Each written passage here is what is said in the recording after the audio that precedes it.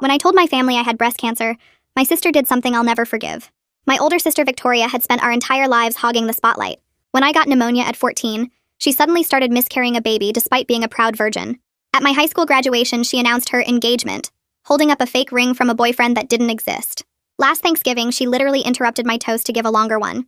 6 months ago, doctors told me I had breast cancer, and if I wanted to live, I needed surgery to have both of my breasts removed. I felt terrified and alone and needed support more than ever. I told my family, thinking surely Victoria wouldn't try to make this about her. At first, Victoria seemed genuinely supportive for the first time ever. She came to my doctor appointments and took notes. She brought me my favorite cookies and sat with me while I cried about losing my hair from chemo. She held my hand when I was scared and told me I was going to beat this. I actually felt guilty for spending so many years thinking she was selfish. 2 weeks before my scheduled mastectomy, we were having coffee at her apartment when she started getting really emotional. "I've been thinking so much about what you're going through," she said with tears in her eyes, "and I've made a really big decision. I'm getting a mastectomy too, in solidarity with you. You know how people shave their heads when someone has cancer? I'm doing something even more meaningful." I actually laughed because I thought she was making some kind of weird joke. But then Victoria pulled out her phone and showed me a surgery date scheduled for 5 days before my surgery. She'd already met with a plastic surgeon. She'd already paid a deposit. She was completely serious.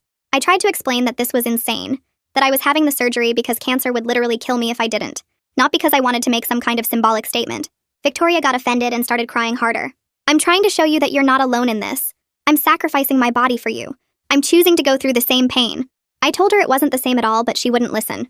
Over the next week, Victoria posted constantly on social media about her upcoming surgery and her journey of solidarity, and how difficult it was to make this choice. She started a fundraiser online for her surgery costs, even though she didn't have cancer, and insurance obviously wouldn't cover it. Strangers donated thousands of dollars, calling her a hero and an angel. She posted crying selfies with captions about her bravery. Victoria had her surgery first, and acted like she was the first person in history to ever go through something difficult. She posted hospital photos, crying videos about how painful recovery was, and long paragraphs about her courage. Our mother stayed at her house for an entire week, helping her recover and cooking all her meals. When I had my actual cancer surgery 5 days later, my mom could only stay with me for 2 days because, "Your sister still needs me. She's having such a hard time adjusting to her new body." I had drains coming out of my chest and could barely lift my arms, but I had to take care of myself because Victoria needed our mother more.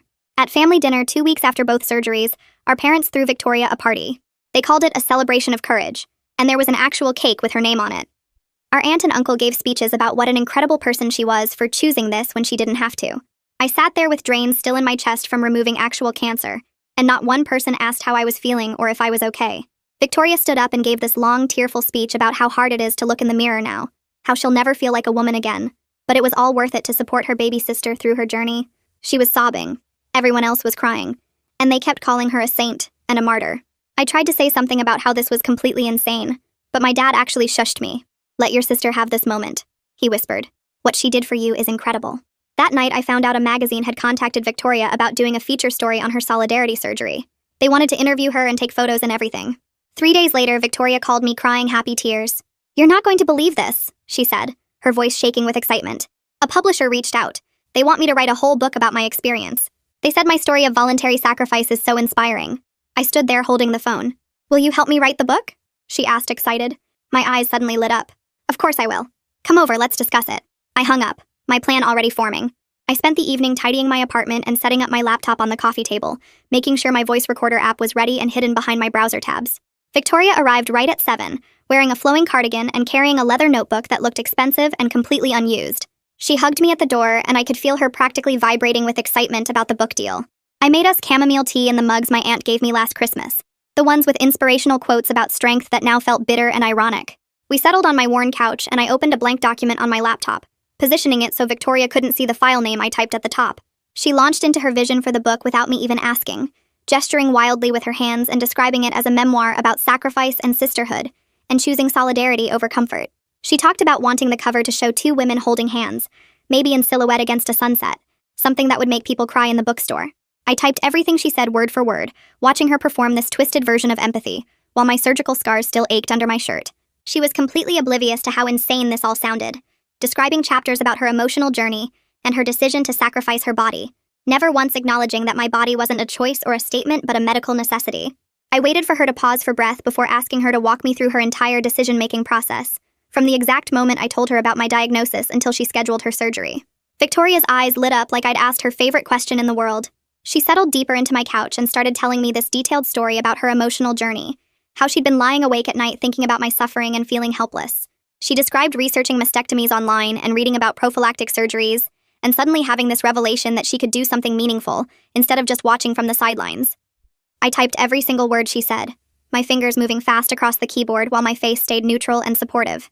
Every lie got documented, every exaggeration, every moment she centered herself in my cancer story while pretending it was about supporting me. She talked for almost 2 hours, describing her consultations with the plastic surgeon and her careful planning of the surgery date, and how scared she was making this choice. I created a file and labeled it Book Notes, knowing that someday soon I'd need every word of this conversation. When she finally finished talking, her tea was cold and my hands were cramping, but I had pages and pages of her own words proving exactly what she'd done. Over the next week, Victoria sent me dozens of voice memos elaborating on different chapters she wanted to include in the book. My phone kept buzzing with notifications, each one another long recording of her talking about her vision. She wanted a whole section on the pain of recovery that focused entirely on her experience, describing her drains and her medication, and her difficulty sleeping. She barely mentioned that I was recovering from cancer surgery at the same time, treating my actual medical crisis as background context for her brave choice. I spent hours transcribing every single message, typing out her words while sitting at my kitchen table with my laptop. I noted the timestamps on each recording and saved the audio files in a folder I labeled Victoria Voice Memos, organizing them by date and topic. She sent me ideas at all hours, sometimes at 2 in the morning when she couldn't sleep, rambling about her feelings and her journey. I transcribed messages where she described looking in the mirror and grieving her lost breasts, never acknowledging that mine were removed to save my life while hers were a performance. By the end of the week, I had over 40 recordings saved and transcribed, each one more evidence of her calculated exploitation of my cancer. I scheduled a follow-up appointment with my oncologist, Elena, and asked her specifically to document my actual medical timeline in detail. She sat across from me in her office with my thick file open on her desk, looking concerned about why I needed this information. I explained that my sister was writing a book about her elective surgery, and I wanted clear documentation of the difference between medical necessity and cosmetic choice. Elena's expression shifted from confused to angry as she understood what I was telling her.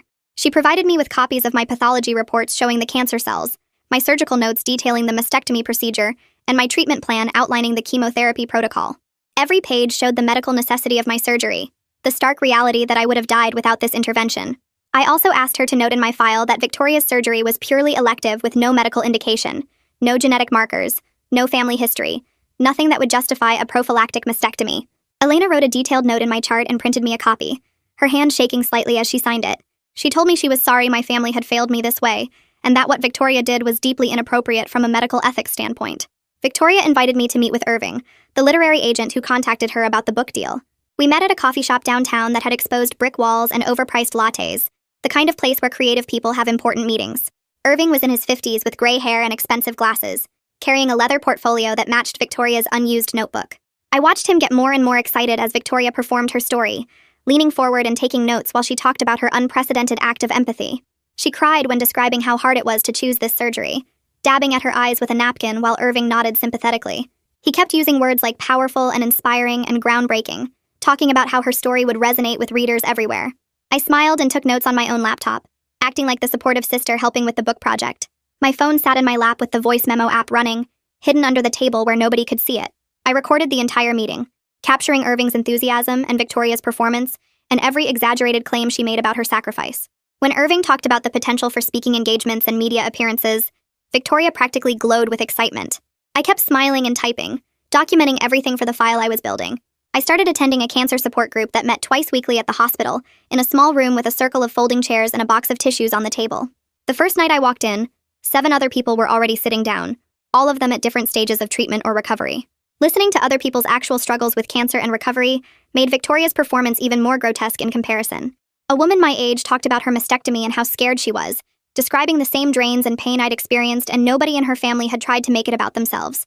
An older man described his wife shaving her head in solidarity when he lost his hair, a genuine gesture of support that didn't involve surgery or fundraising or media attention. I shared my story with the group leader Natasha after the 3rd meeting, pulling her aside and explaining what Victoria had done.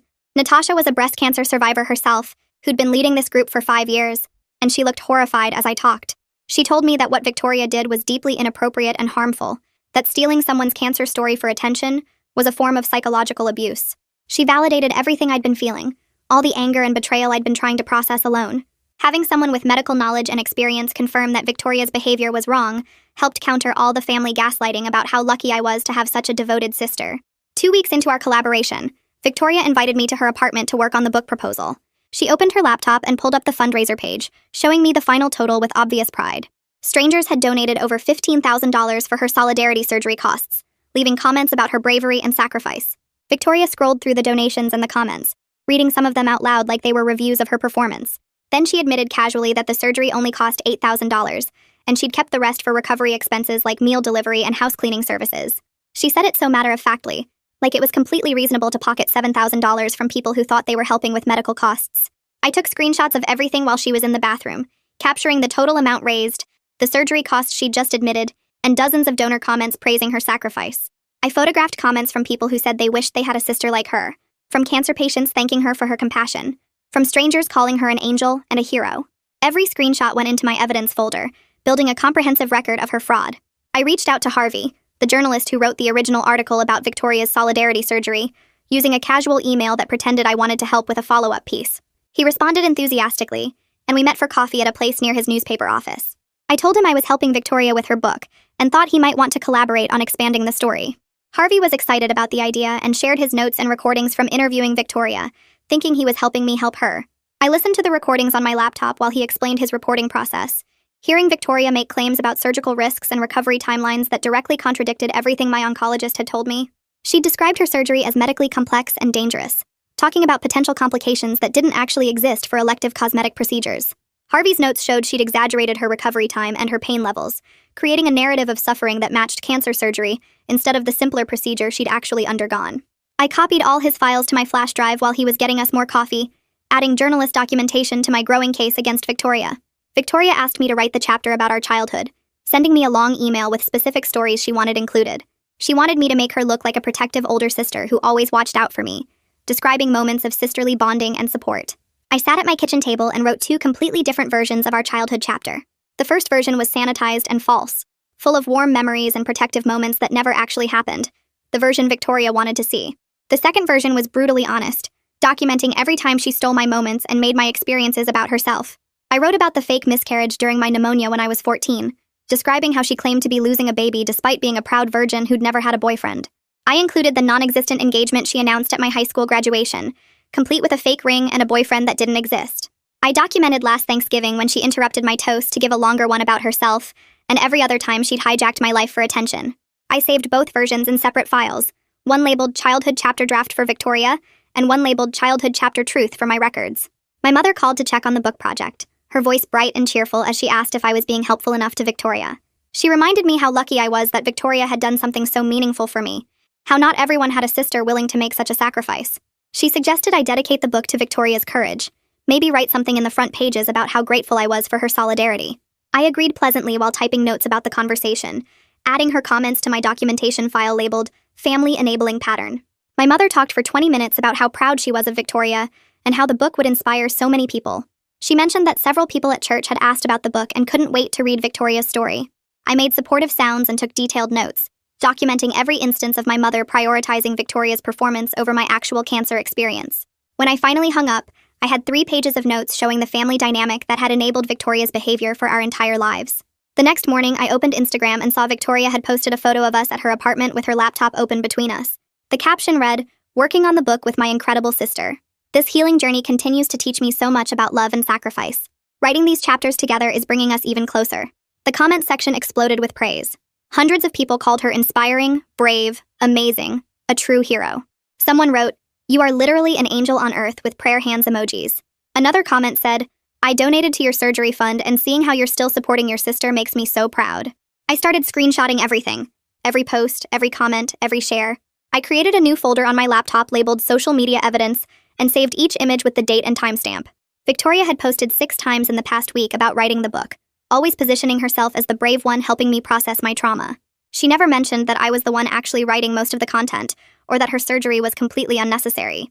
I spent 2 hours going through her entire social media history, documenting every lie she'd told about her recovery, every exaggeration about her pain, every post that made her surgery sound medically complex instead of elective cosmetic work.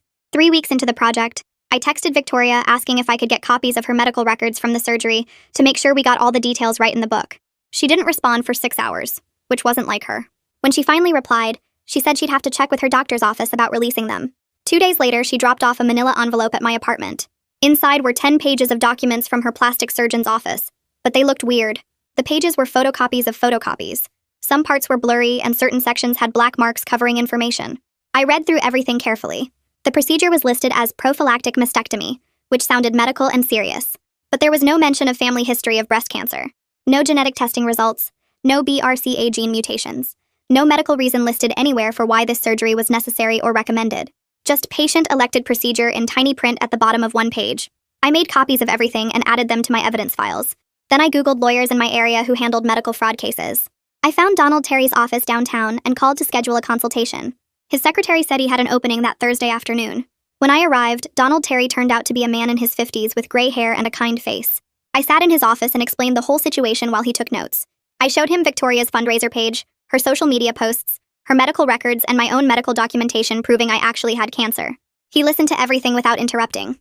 When I finished, he leaned back in his chair and shook his head. He explained that Victoria's surgery itself wasn't illegal since she paid for it herself, and a doctor agreed to perform it. But using it to collect donations under false reasons could be fraud. He said misrepresenting medical necessity might violate consumer protection laws, especially since she raised money by making people think she needed the surgery for health reasons. He agreed to review all my documentation, and told me to keep gathering evidence of everything Victoria said publicly about the surgery and the book. His consultation fee was $200, which seemed reasonable. Before I left, he said something that stuck with me. He told me he'd been practicing law for 28 years, and this was one of the most clear-cut cases of family exploitation he'd ever seen. He seemed genuinely mad on my behalf, which felt good after months of my own family treating Victoria like a saint. The next day, Victoria emailed me a draft of her book's introduction. I opened the document and started reading. The first paragraph described her sitting in the oncologist's office with me when I got my diagnosis, holding my hand while the doctor explained I had cancer.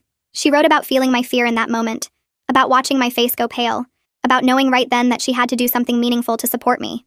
My hands started shaking as I read. Victoria was never at that appointment. I went alone because it was supposed to be a routine follow-up, and I didn't think I needed anyone with me. I have it marked in my calendar, May 15th, 2:15 in the afternoon. I drove myself there, heard the news alone, and sat in my car in the parking lot crying for 30 minutes before driving home. I called Victoria that evening to tell her, but she wasn't there with me. I pulled out my phone and found my oncologist's number. I called and asked if they could send me documentation of everyone who attended my appointments. The nurse said she'd have to check with my doctor, but it should be fine since it was my own medical record. 3 days later, I received an email with a list of every appointment I'd had, including who was present. The diagnosis appointment listed only me and Elena Shaw, my oncologist. No Victoria. I saved this document in my evidence folder under a new subfolder I created called Fabricated Scenes. Then I went back to Victoria's draft and highlighted every single false claim she made, noting in the margins what actually happened. I had my regular chemotherapy session on Tuesday morning at the hospital. I checked in at the cancer center and sat in one of the big reclining chairs while the nurse set up my IV. The woman in the chair next to me was probably in her 40s, thin from treatment, wearing a soft hat over her bald head. We started talking the way patients do when you're stuck getting chemo for hours. She told me her name was Jane and she'd been fighting ovarian cancer for 2 years. Then she mentioned her sister had a preventive mastectomy last year after they both tested positive for the BRCA gene mutation. Jane explained how their mom died of breast cancer at 42 and their aunt died of it at 38. So when the genetic testing came back positive, her sister decided to have the surgery to reduce her risk. She said her sister never told anyone outside the family, never asked for money, just quietly had the procedure and supported Jane through her cancer treatment. Listening to this legitimate case of preventive surgery made me so angry about Victoria's performance, I had to close my eyes and breathe slowly. This was what actual solidarity looked like. A real medical reason, done privately, focused on supporting the sick family member instead of seeking attention. Jane's sister had an 87% chance of developing breast cancer because of her genes. Victoria had zero medical reason and turned it into a publicity campaign. That Friday, Victoria called me sounding excited and talking fast. The publisher wanted to move up the book's release date to spring instead of fall to take advantage of current interest in her story. She'd already started planning her book tour, talking about doing readings at bookstores in 5 different cities. Then she mentioned she'd been contacted by 2 medical conferences about speaking on panels about patient support and family solidarity. She wanted to talk to doctors and nurses about her experience and maybe inspire other people to support their sick family members. I made supportive sounds and told her how amazing that was while my brain calculated timelines. If the book was coming out in spring, that gave me about 4 months to finish documenting everything and figure out my next move. I needed to make sure I had absolutely everything before I acted, because I'd only get one chance to expose her. After we hung up, I made a new document on my laptop titled Timeline and started mapping out exactly when I needed to complete each phase of gathering evidence. The next week, I called my insurance company and requested copies of all my medical bills and explanation of benefit statements from the past year. They said it would take 7 to 10 business days to compile everything. When the thick envelope arrived, I spread all the papers across my kitchen table and added up the numbers. My cancer surgery cost $18,000. My chemotherapy treatments cost $32,000 so far, with more sessions still to come. Radiation therapy, if I needed it, would be another $15,000. Follow-up appointments, scans, and medications added up to thousands more. Even with insurance covering most of it, I still owed over $9,000 in out-of-pocket costs. I was on a payment plan, sending the hospital $200 every month, trying to manage it on my limited income while I couldn't work full-time during treatment. I pulled out the information I'd saved about Victoria's surgery. Her plastic surgeon charged $8,000 for the elective mastectomy. She raised $15,000 from strangers on the internet. She kept $7,000 extra, claiming it was for recovery expenses. Meanwhile, I was going into debt from actual cancer treatment while she profited from performing fake solidarity. I made copies of all my financial documents and added them to my evidence files with notes comparing the costs. Sunday dinner at my parents' house felt like walking into enemy territory. Victoria arrived wearing a new dress, looking healthy and normal, her reconstruction surgery completely healed. She waited until everyone was sitting at the table with food on their plates before making her announcement. She said the book had an official title now, Choosing Her Pain, A Sister's Sacrifice. My father Garrett actually got tears in his eyes. He stood up and hugged Victoria, telling her how proud he was of her compassion and her courage. My mother started crying too, saying the title was beautiful and meaningful. Nobody asked about my latest scan results, which had come back clear 3 days ago. Nobody asked how I was managing the side effects from my last chemo treatment, which had left me exhausted and nauseous for a week. I sat there pushing food around my plate while my family celebrated Victoria's book about exploiting my cancer. After 20 minutes of listening to them discuss her upcoming book tour, I excused myself to the bathroom. I locked the door, sat on the edge of the bathtub, and cried as quietly as I could for 5 minutes. Then I washed my face, fixed my makeup, and went back to the table smiling like nothing was wrong. The following Wednesday, I met with Natasha Elliott at a coffee shop near the hospital. Natasha ran my cancer support group, and I'd mentioned Victoria's situation to her a few weeks ago. I brought my laptop and showed her everything I'd documented. The social media posts, the medical records, the financial information, the fabricated scenes in Victoria's book draft.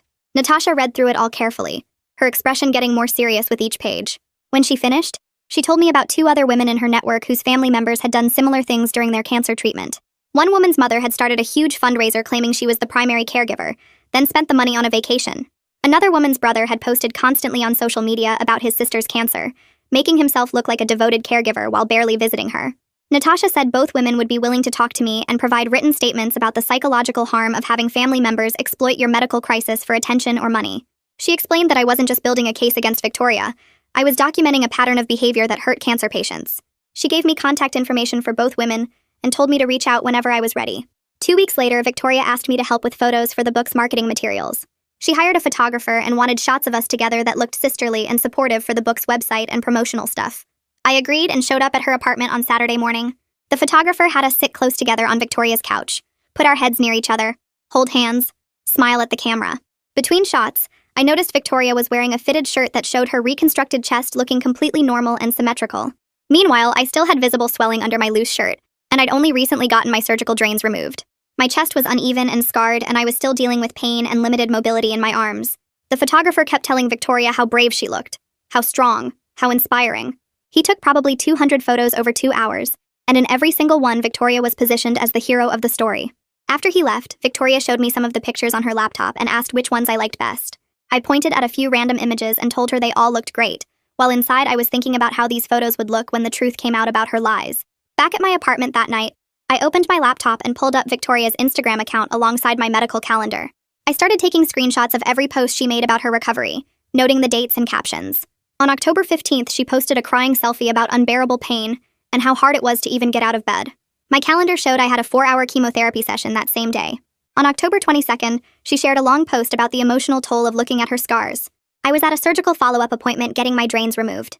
I created a spreadsheet with 3 columns, Victoria's posts, my actual medical appointments, and the stark contrast between her performance and my reality.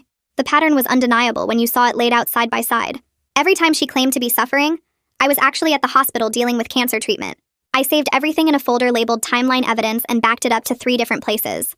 2 days later, my phone rang with a number I didn't recognize. The woman introduced herself as a writer from the magazine that contacted Victoria. She explained they wanted to include my perspective in the feature story about the Solidarity surgery. I kept my voice pleasant and asked what angle they were planning for the article. She described it as the most beautiful story of sisterly love in the face of cancer, about how Victoria chose to walk this painful path alongside me. I realized she had no idea Victoria's surgery was completely unnecessary and elective. I politely declined the interview, but asked for her contact information in case I changed my mind. She gave me her direct email and cell number. I added both to my documentation file under media contacts and made a note about their planned narrative angle. The following Tuesday, Victoria asked me to meet her at a coffee shop downtown to discuss the book contract. She arrived carrying a leather folder and practically bouncing with excitement. She pulled out her tablet and showed me the contract, scrolling through pages of legal language. The advance was $50,000, split into 3 payments. She'd already received the first installment of $17,000. I asked what she planned to do with the money. Victoria gestured out the window at a brand new silver car parked at the curb. She bought herself a BMW, saying she deserved something nice after everything she'd been through. I stared at the car and then at her glowing face. Meanwhile, I was sitting on a stack of medical bills totaling over $60,000, trying to figure out payment plans on my limited income while still recovering. I smiled and told her the car looked great, then took a photo of the contract pages with my phone. My next appointment with Elena Shaw happened on Thursday morning. I sat in her office and explained how Victoria's behavior was affecting my recovery. I told her about the book deal, the media attention, the family dynamics, and how exhausting it was to watch everyone celebrate Victoria while I dealt with actual cancer treatment. Elena listened carefully and typed notes into my medical records. She documented that family stress was complicating my treatment and emotional healing. When she finished, she looked at me and said she could write a letter describing the harmful nature of Victoria's actions if I ever needed professional validation. I thanked her and asked her to add that offer to my file. She printed me a copy of her notes and I added them to my growing evidence collection. 4 weeks into our collaboration, Victoria sent me a text late one evening. She said she'd been contacted by several talk shows wanting to feature her story. She was particularly excited about a daytime show that focused on inspirational human interest stories. The text ended with a question asking if I would appear with her on the show. I sat there looking at my phone, thinking about how much more public this would become. More publicity meant more people would eventually see the truth. I texted back that I would love to support her and would definitely appear on the show with her. She sent back 3 heart emojis and said she'd keep me updated on the taping schedule. The next morning, I opened an email from Victoria with the latest version of her book proposal attached.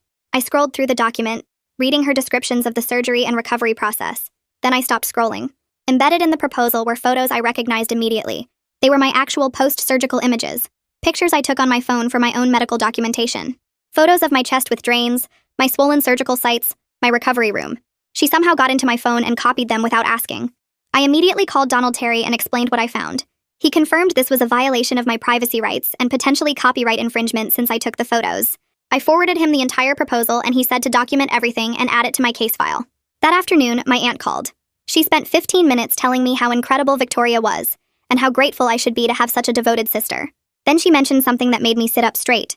Victoria had been speaking at their church about her experience, giving talks about sacrifice and sisterhood. The church had been accepting donations for cancer research in my name after each talk. I thanked my aunt for letting me know and hung up. I immediately called the church office and asked about the donation program. The woman I spoke with pulled up their records and told me Victoria had collected $3,000 over the past month. I asked where the money went and she said Victoria took it to donate to a cancer organization. I asked which organization and she didn't know. I requested copies of any documentation they had and added a note to my file that this money never went to any actual cancer charity. The following week, I attended a book publishing workshop at the community center downtown. The instructor spent 2 hours explaining how publishers verify claims in memoirs, especially after several high-profile fraud cases. She talked about fact-checking procedures and how publishers can be held liable for publishing false information. This was particularly true for stories that generated charitable donations or public sympathy. I took detailed notes about legal precedents and publisher responsibility. The information shaped my entire strategy. Instead of just exposing Victoria publicly, I could approach the publisher directly about liability risks. They would have a financial incentive to investigate her claims thoroughly. 2 days later, Victoria emailed me a chapter draft about the day of her surgery. I opened the attachment and started reading. She described the morning in painful emotional detail, positioning herself as terrified but resolute. She wrote about saying goodbye to her breasts in the mirror, about choosing this pain out of love for me, about the fear she felt being wheeled into the operating room. I read the whole thing, and then pulled up my own journal from the day of my cancer surgery. I reread my entries about genuine fear of dying, about the medical necessity, about wondering if I would wake up from anesthesia. Victoria had appropriated real suffering and twisted it into a performance piece about her supposed sacrifice. I felt physically sick reading her words. I saved her chapter to my evidence folder and added my journal entries right next to it for comparison. The next morning, I drafted a careful email to the plastic surgeon who performed Victoria's surgery. I explained I was researching elective procedures for a project and had questions about prophylactic mastectomies. I asked specifically about procedures done without genetic testing or family history of cancer. The office manager responded within a few hours. She confirmed that prophylactic mastectomies without genetic or medical indication were considered cosmetic procedures, not medical necessities. Insurance wouldn't cover them because they weren't medically required. I asked if she could provide that confirmation in writing for my research, and she sent an official letter on the practice's letterhead.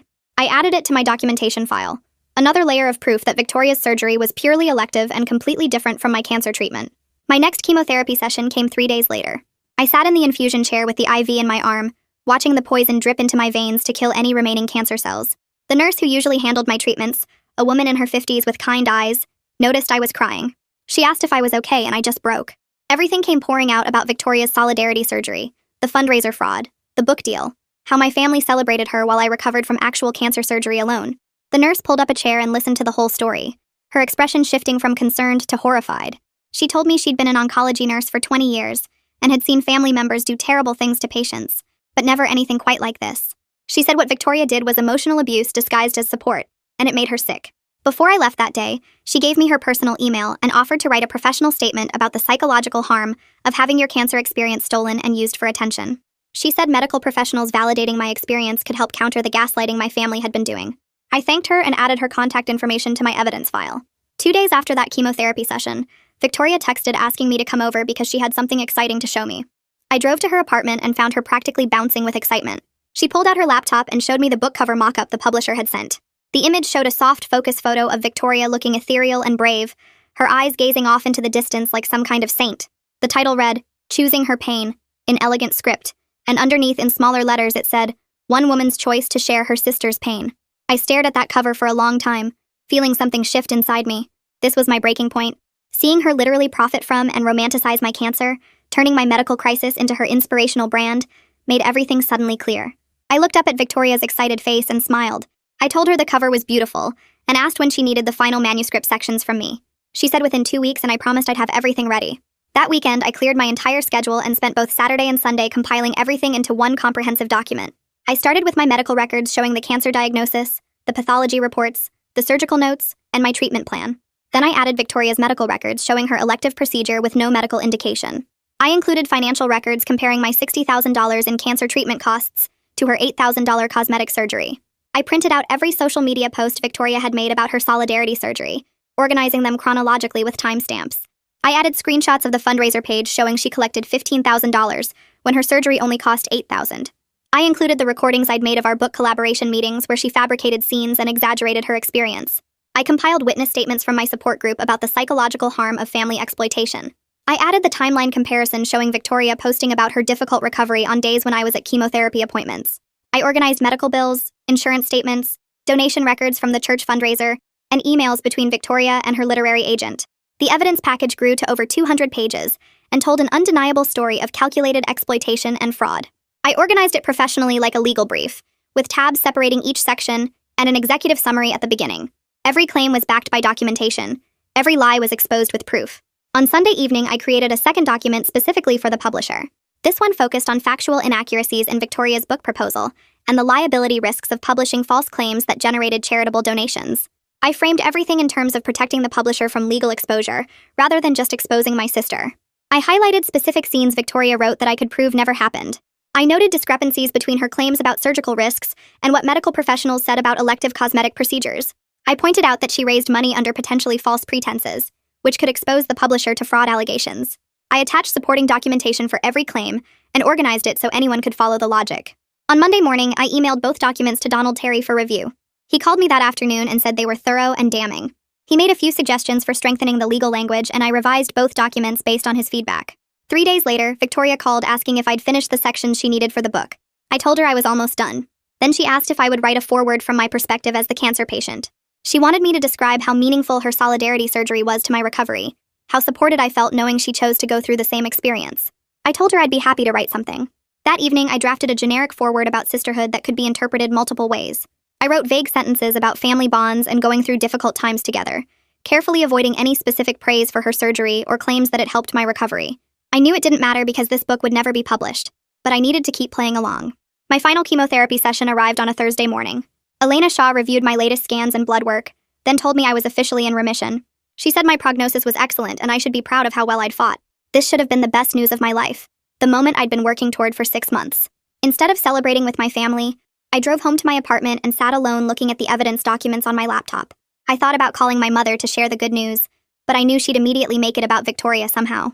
I sat there in the quiet, understanding that my cancer journey was ending, but the battle with Victoria was just beginning. The next morning, Victoria posted on social media that she'd finished the manuscript. She wrote a long caption about how healing it had been to process this journey through writing, how she hoped her story would inspire others to show up for the people they love. The comments filled with people saying they couldn't wait to read her inspiring story, calling her a hero and an angel. I screenshot every comment, every share, every reaction. I saved it all to a folder knowing these same people would soon see the truth. The higher Victoria climbed on this lie, the harder she would fall. I spent the next 2 days researching the publisher and learned they'd assigned a fact-checker named Danielle Cook to verify claims in Victoria's memoir. I found her email address through the publisher's website and sent a carefully worded message requesting a confidential meeting. I explained I had significant concerns about factual accuracy and potential legal liability related to my sister's book. I mentioned I had extensive documentation and wanted to discuss it before publication. Danielle Cook responded within 3 hours, saying she was intrigued by my formal approach and the mention of documentation. She agreed to meet with me the following week at a coffee shop downtown. Before my meeting with Danielle Cook, I contacted Donald Terry and asked him to do a practice run with me. We met at his office and I rehearsed exactly what I would say and how I would present the evidence. He helped me anticipate questions and frame everything in terms of legal risk and journalistic integrity, rather than appearing vindictive. He reminded me to stay calm and factual, to let the evidence speak for itself. We practiced for 2 hours until I could walk through the entire presentation smoothly. The meeting with Danielle Cook happened on a Tuesday afternoon. I arrived at the coffee shop early with my evidence binder and my laptop. Danielle showed up right on time, a professional woman in her 40s with sharp eyes and a notebook. We sat in a quiet corner and I started walking her through every piece of evidence methodically. I showed her the timeline discrepancies between Victoria's social media posts about her difficult recovery and my actual medical appointments. I presented the fabricated scenes Victoria wrote about being at my diagnosis appointment when my medical records proved she wasn't there. I demonstrated the financial fraud with the fundraiser documentation showing she kept $7,000 beyond her surgery costs. I showed her Victoria's medical records proving the surgery was elective with no medical indication, contrasting them with my cancer diagnosis and treatment necessity. Danielle took extensive notes and asked sharp questions about my sources and documentation methods. I provided her with copies of everything, organized in the same professional format. 3 hours passed as we went through each section of evidence. By the end, Danielle's face had gone pale. She closed her notebook and told me this was the most clear-cut case of memoir fabrication she'd encountered in 15 years of fact-checking. She said she needed to escalate this to the publisher's legal team immediately, and asked if I would make myself available for additional questions. I agreed and gave her my contact information. As I drove home from that meeting, I felt something close to relief wash over me. The truth was finally going to come out. Danielle closed her notebook and looked at me across the table. She told me she needed to take this straight to the publisher's legal team and asked if I could make myself available for more questions. I nodded and handed her a USB drive with copies of everything. She warned me this would probably kill Victoria's book deal and might lead to legal action against her. I met her eyes and said I understood completely. Accountability mattered more to me than keeping peace with my family. She stood up and shook my hand, thanking me for coming forward before they went to print with a fraudulent story. I drove home feeling lighter than I had in months. For 3 days, I heard nothing from the publisher. Victoria kept posting on social media about the book coming out soon. She shared excited updates about cover designs and marketing plans. I went to my support group on Tuesday evening and told Natasha about meeting with the fact-checker. She sat next to me and squeezed my hand. She reminded me I was doing the right thing, and that exposing Victoria would protect other people from her behavior. A woman named Sarah shared how she finally set boundaries with her toxic mother during her own cancer treatment. Another member talked about cutting off a sister who made everything about herself. Everyone agreed that sometimes the healthiest thing you can do is stop protecting people from their own actions. I left feeling supported in a way my actual family never made me feel. On Friday afternoon, my phone rang with Victoria's number. I answered and heard her voice shaking with panic. The publisher had called and requested an emergency meeting with her. They wouldn't tell her what it was about. She asked if I knew anything, and I lied smoothly. I suggested maybe they wanted to discuss marketing strategies or cover options. She sounded nervous, but not suspicious yet. I told her it would probably be fine and wished her good luck. After I hung up, I sat on my couch knowing her whole world was about to fall apart. The publisher's legal team called me directly on Monday morning. 2 lawyers and Danielle spent 90 minutes interviewing me about everything I had documented. They asked detailed questions about the fundraiser money and where it went. They were especially concerned about Victoria using my medical photos without permission. One of the lawyers explained they were ending Victoria's contract immediately. They wanted their advance money back and were considering fraud charges. The other lawyer thanked me for coming forward before publication. She said I had saved them from a major legal disaster. I gave them contact information for my oncologist and my lawyer in case they needed more documentation. 2 days later, someone knocked on my apartment door. I opened it and found Victoria standing there crying and shaking. Her makeup was running down her face. She pushed past me into my living room. The publisher had canceled everything. They wanted their money back. They were threatening to sue her. She knew I was involved somehow because Danielle had mentioned my medical records. Victoria started screaming at me. She called me jealous and vindictive. She asked how I could destroy her dream like this. I stayed completely calm and told her she destroyed her own dream by building it on lies. Victoria demanded to know exactly what I told the publisher. I walked to my desk and pulled out a printed copy of my evidence document. I sat down on the couch and started walking her through it page by page. Every lie she told about being at my diagnosis appointment, every piece of fraud with the fundraiser money, every time she used my medical photos without asking. She kept trying to interrupt and justify each thing. She claimed she was just trying to support me. She said I was being ungrateful after everything she sacrificed. I looked at her and said, "Support doesn't involve stealing someone's cancer story for money and attention." My doorbell rang less than an hour later. I opened it to find both my parents standing there. Victoria had called them sobbing. My father pushed into the apartment and immediately started yelling at me. He said I sabotaged Victoria's opportunity out of spite. My mother stood behind him crying. She asked how I could be so cruel to my sister after everything Victoria sacrificed for me. Something inside me finally snapped. I screamed back that Victoria sacrificed nothing. She exploited my cancer for attention while I was fighting to stay alive. My hands were shaking and tears were running down my face. I grabbed the evidence binder off my desk and shoved it at my father. I forced both my parents to sit down and look at the timeline of Victoria's lies. I showed them the fundraiser fraud with exact dollar amounts. I showed them my medical photos that Victoria stole from my phone. My father kept trying to minimize everything. He said Victoria just got carried away with good intentions. My mother suggested we could fix this as a family if I apologized to the publisher. I stood up and told them both I was done protecting Victoria from consequences. I pointed at my door and told them to leave my apartment right now. Over the next week, my phone rang constantly with calls from extended family. My aunt called and apologized for not seeing the situation clearly. She said she felt terrible about praising Victoria at that dinner while I sat there with drains in my chest. My uncle called and argued I was tearing the family apart over jealousy. He said Victoria made a mistake, but I was being vindictive. I blocked his number without responding. I thanked my aunt for her honesty and told her I appreciated her support. The family split into clear sides based on who was willing to see the truth about Victoria's behavior.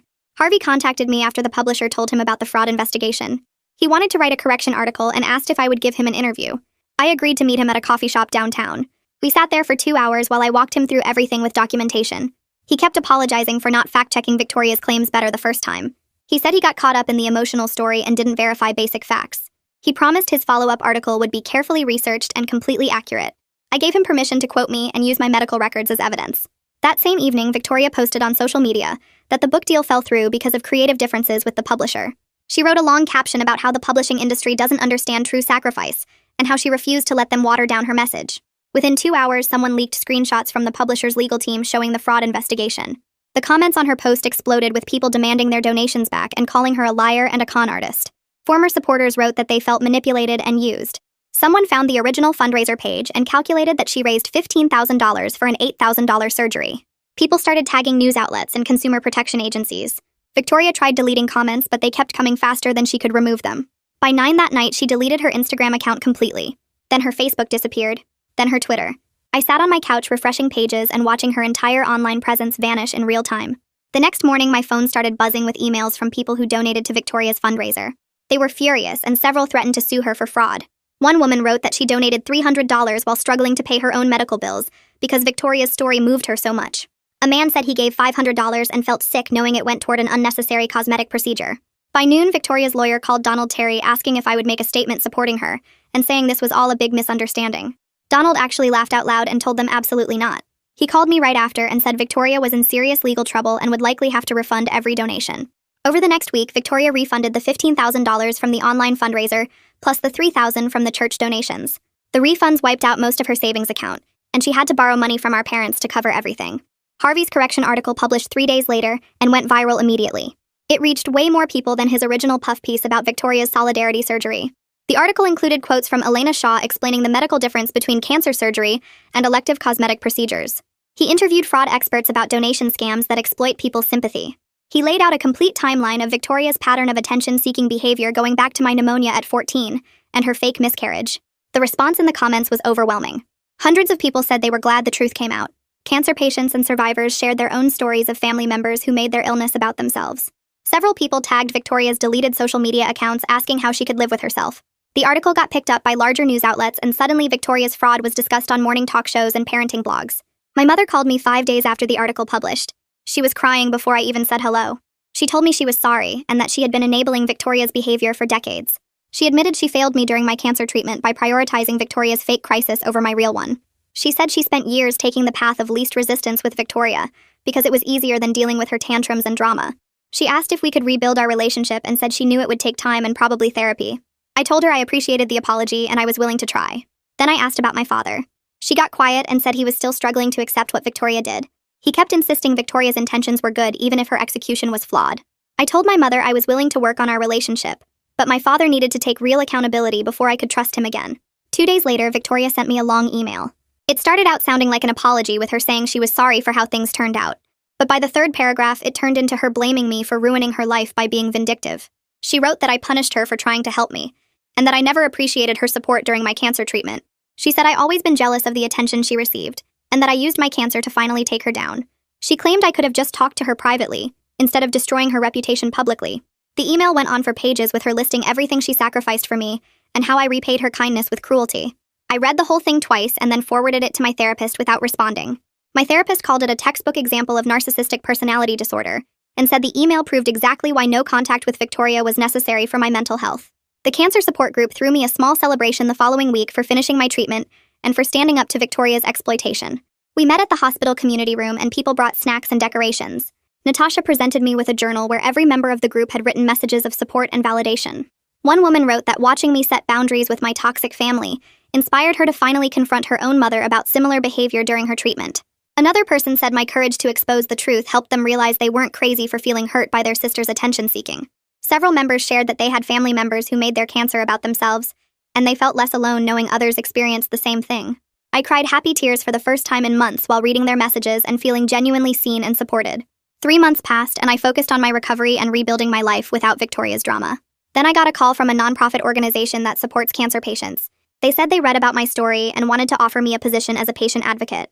The job involved helping other cancer patients navigate difficult family dynamics during treatment, and teaching them to identify when support systems become harmful instead of helpful.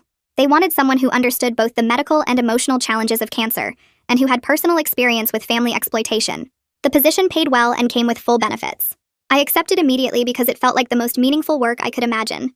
Turning my painful experience with Victoria into something that helped other people felt like taking back power she tried to steal from me. My mother started individual therapy, and we began doing family therapy sessions together. She visited my apartment regularly, and we slowly rebuilt trust through honest conversations about her enabling patterns. She admitted she was always afraid of Victoria's reactions, and chose to keep peace rather than hold her accountable. She said watching me almost die from cancer while she fussed over Victoria's elective surgery was the wake-up call she needed but was too scared to acknowledge at the time. My father sent occasional text messages but refused to join therapy sessions. He still maintained that Victoria was misunderstood, and that I overreacted to her mistakes. I accepted that my relationship with him might never fully heal, and that I couldn't force him to see the truth he didn't want to face. Victoria moved to another state 6 months after everything fell apart. She told people she needed a fresh start away from judgmental family members who didn't understand her.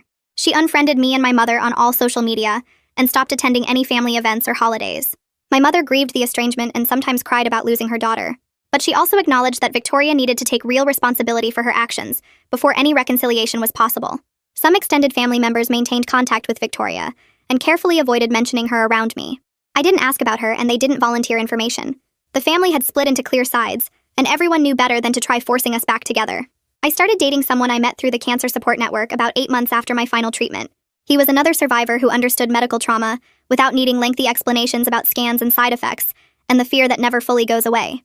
We took things slowly because we both knew what it felt like to have people fail you when you needed them most. Learning to trust again after my family's betrayal felt scary, but also revolutionary. He validated my experience with Victoria without trying to convince me to forgive her or make peace.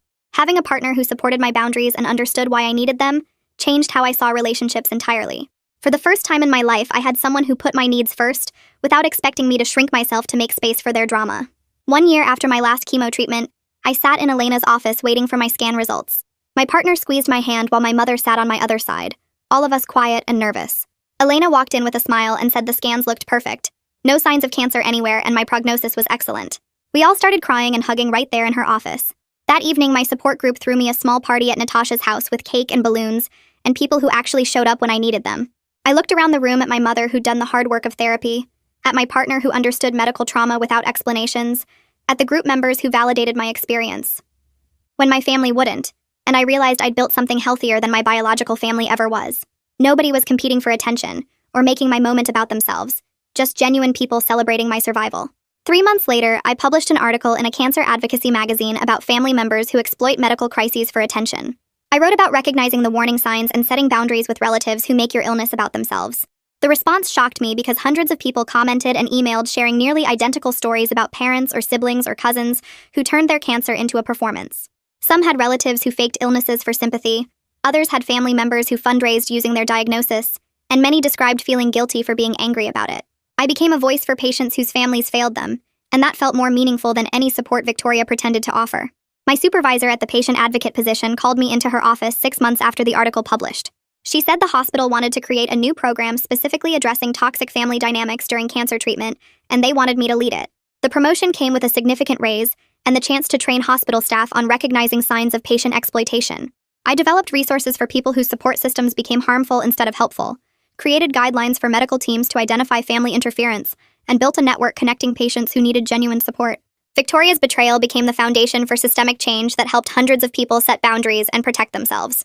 2 years after my diagnosis, I woke up in my apartment next to my partner, made coffee, and got ready for work like a normal person. My hair had grown back, my surgical scars had faded, and I felt strong and healthy. My mother visited that weekend and we had dinner together, our relationship built on honesty instead of enabling. She asked how work was going and actually listened to my answer without mentioning Victoria. I rarely thought about my sister anymore except when my work helped someone dealing with a similar situation, and even then it was distant, like remembering something that happened to someone else. I didn't just survive cancer. I survived my family's dysfunction and built a better life on the other side.